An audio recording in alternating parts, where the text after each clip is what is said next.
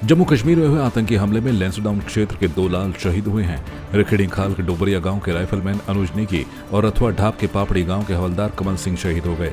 अनुज Negi rifleman के पद पर तैनात थे।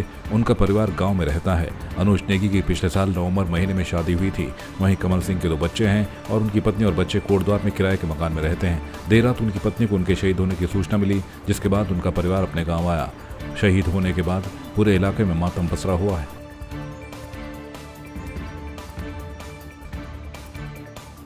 बीते दिनों तेज बारिश के कारण रानीखेत मोहान राजमार्ग पर बना ब्रिटिशकालीन पुल धंस गया था, जिसका जिलाधिकारी विनीत तोमर ने स्थलीय निरीक्षण किया।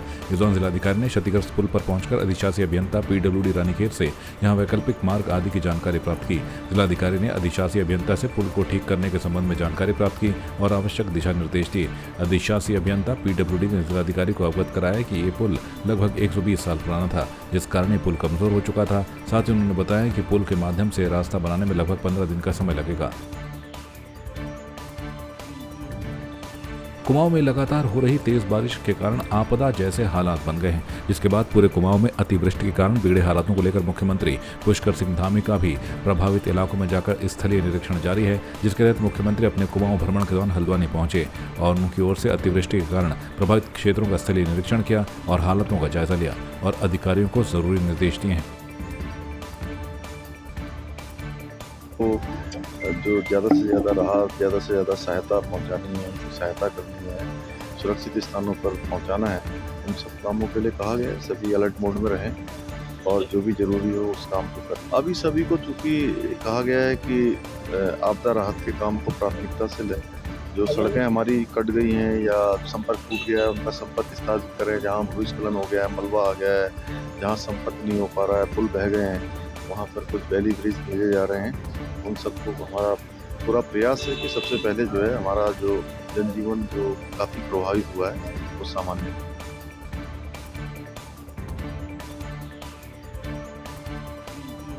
नैनीताल में पिछले दिनों से भारी बरसात हो रही है। बरसात के चलते जहां जनजीवन अस्त व्यस्त है तो लोगों को भी मुसीबत झेलनी पड़ रही है। बारिश इतनी है कि कुमाऊं का सबसे बड़ा रेलवे स्टेशन पानी में डूबा है। लाल कुआं रेलवे स्टेशन पर भारी मात्रा में पानी आ जाने से प्लेटफॉर्म नंबर 1 से लेकर 4 तक पूरी तरह से डूबा। रेलवे ट्रैक डूब जाने से प्लेटफॉर्म नंबर 1 से लेकर 4 तक संचालित होने वाली सभी ट्रेनों को रोक दिया गया है। रेलवे ट्रैक का पानी आबादी वाले इलाकों में पहुंच गया, जिसके कारण कई घरों में पानी घुस गया है।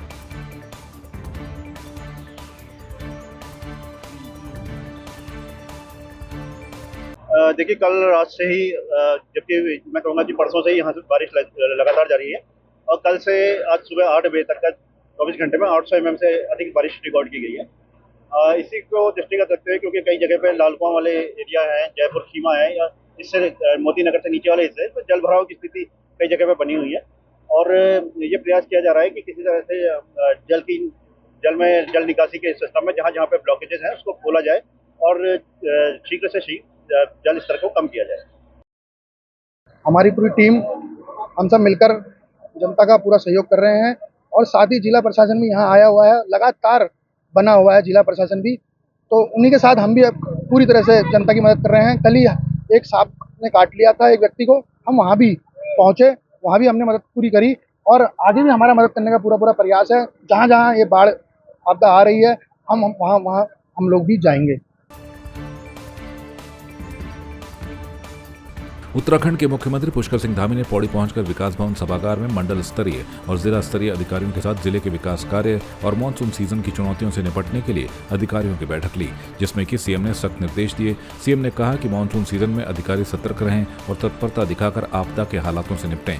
सीएम ने कहा कि लैंडस्लाइड की घटनाएं अधिक हो रही, जिसका असर चारधाम यात्रा पर भी पड़ रहा है, जिससे घंटों सड़कें बाधित हो रही हैं और यात्रियों की मुसीबत बढ़ रही है। ऐसे में बिना देरी के सड़कों को खुलवाने का कार्य लोक निर्माण विभाग और BRO टीम करे। सीएम ने समीक्षा बैठक से पहले 133 करोड़ रुपए की योजनाओं का शिलान्यास और लोकार्पण भी किया।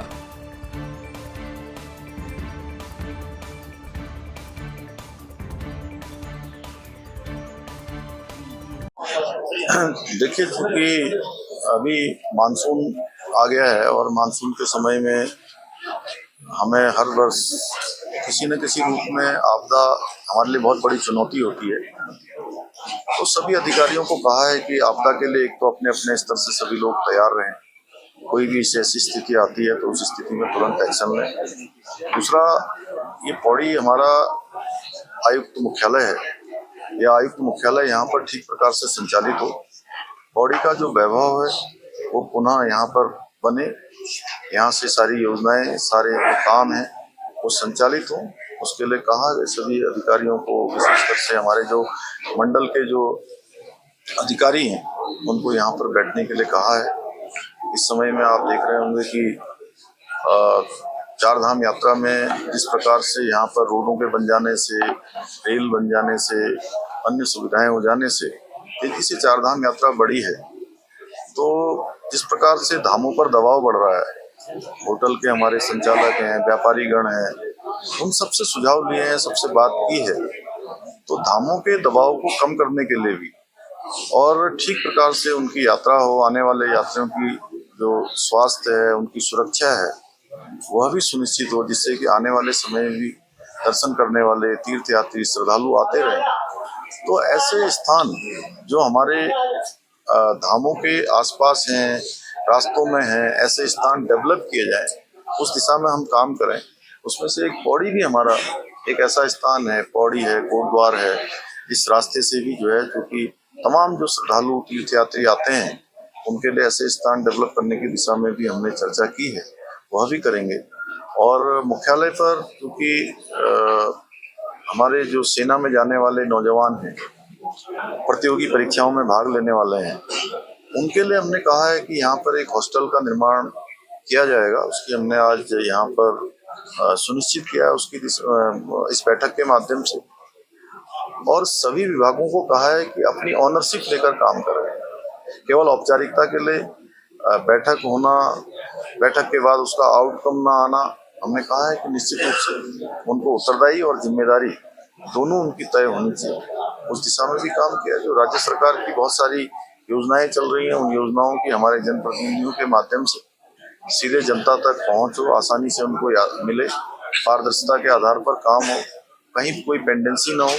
सभी विभाग अपना अपना ऑनरशिप लेकर उस दिशा में काम करें और अपने विभाग को सबसे अच्छा रखें। जो भी घोषणाएं हैं, उन घोषणाओं को आगे बढ़ाएंगे। और जो ऐसे सीता माता सर्किट जैसे हमारे बहुत महत्व के और बहुत हमारे आस्था श्रद्धा के स्थान हैं, उन स्थानों के लिए निश्चित रूप से करेंगे। वो हमारे धार्मिक तीर्थाटन के लिए भी बहुत हमको लाभ देने वाले हैं और उत्तराखंड आने वाले लोगों के लिए ऐतिहासिक रूप से भी एक बड़ी धरोहर है।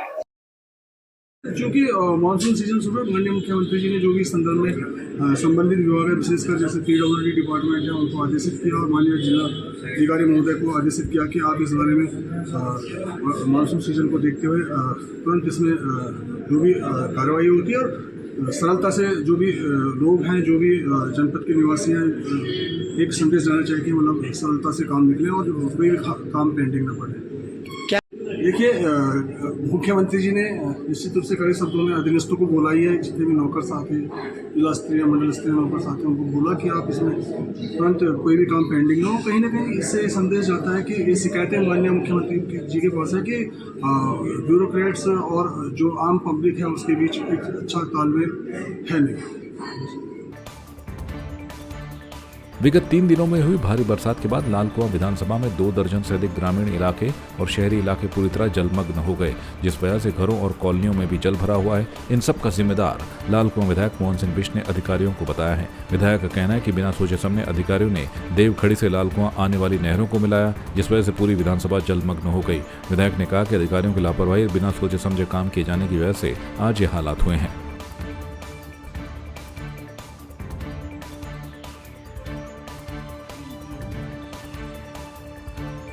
देखिए, बिल्कुल जो है ये केवल हल्द्वानी का पानी नहीं है। हल्द्वानी का पानी पहले भी लाल कुआं आता था, लेकिन अब देवखड़ी नाले को जो है जो लाल कुआं नहर में मिलाने से जो ऊपर के क्षेत्र हैं, चाहे दमुआ हो, चाहे भुजिया घाट हो, जो ऊपर के क्षेत्र हैं, उनका पानी भी सीधे लाल कुआं आने लगा है।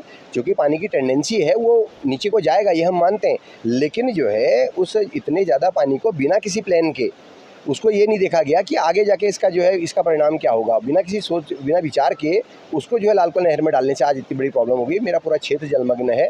मुझे पहले जानकारी में नहीं आया, बाद में जब जानकारी में आया, मैं लगातार तब से जो है 2-3 महीने से अधिकारियों के उसमें कि आगे बरसात होगी, दिक्कत होगी, और आज वही हो रहा है। इन लोगों ने कहा कि हम इसमें करेंगे, लेकिन उसमें कोई काम हुआ नहीं।